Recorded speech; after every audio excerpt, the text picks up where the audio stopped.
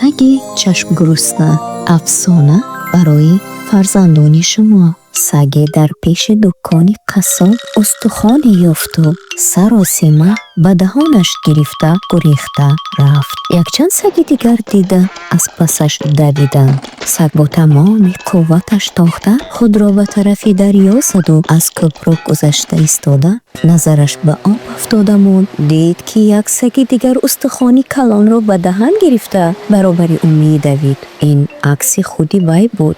آها، استخوانی وی از استخوانی من کلانتر کو. از دید گذراند سگ و استخوانش را پرتافته خود را به آب انداخت. استخوان هم همراهی او به آب رفت. آب تیز بود. سگ چشم گرسنه با صد عذاب شنا کرده ایستاده فهمید که از این مانده و از آن رانده شده است.